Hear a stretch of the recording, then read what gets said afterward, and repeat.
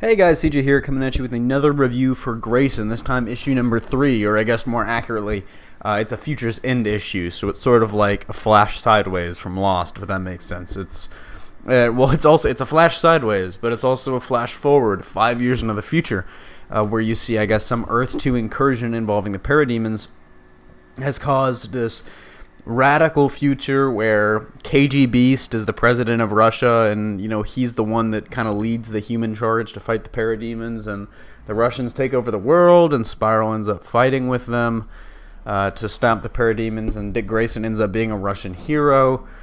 And that's sort of where we're at. And in that time period, I guess he's killed KG Beast because he had to. He felt like his conscience would not be clean if he didn't. And he is executed in the very beginning of the issue. And from there, we take little steps back for each page for the rest of the issue. Little steps back, looking into the past, going all the way past his joining Spiral to, in fact, when he first became Robin, and even before he became Robin, when his parents were killed. So just there's a lot to comprehend and kind of soak in this issue. But really, the one thing that I've got to say is this was masterful. Like, this was by far and away one of the best single issues of a comic I've ever read, even if it had no great story, like no defining story elements, but it was just the way it was constructed with the steps back, the moments from Dick's life that they chose to portray were just incredible. And it really was if you're a fan of Dick Grayson, you're gonna love it, but even if you're not a fan, you'll probably end up feeling for him, or at least feeling a lot more connected to the character, since you got to see a lot of his his private moments, the important defining moments in Dick Grayson's life, from his parents' death to becoming Robin, to even breaking up with Batgirl, and joining Spiral, his death. You see all of it, and it was incredible. And a really big important thing to note is at the end we see him hanging from a rope, like dying. He's being hanged. And then you kind of, that's the very, the first page, and then the second page, or not the second page, the last page, you see a rope burning, which is, to say, I think that's the acid that the mob used to kill his parents. But so that kind of, it took me a couple times of rereading to catch this, but I feel like that might be insinuating that he doesn't die 5 years in the future, that he uses the acid to, to escape, to live. Of course, with Helena's help, it seems.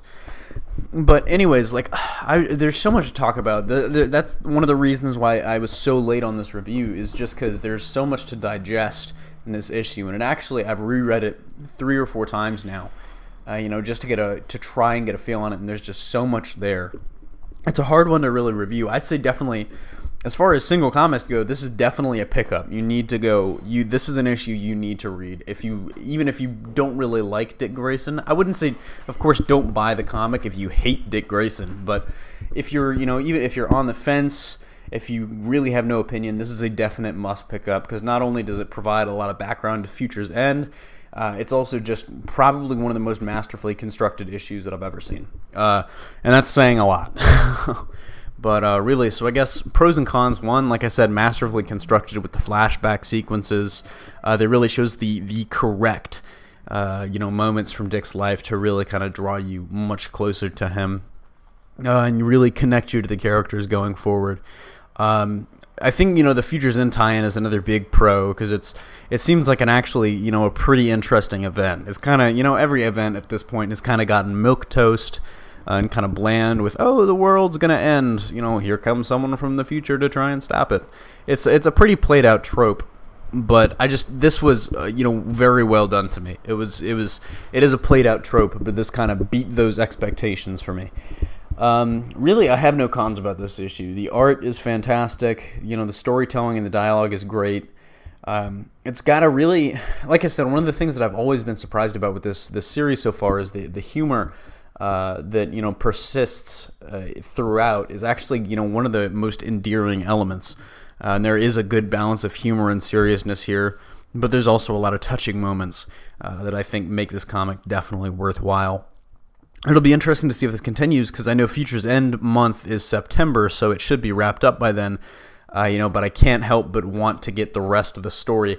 I'll be really disappointed if we don't see what else happens with Dick Grayson.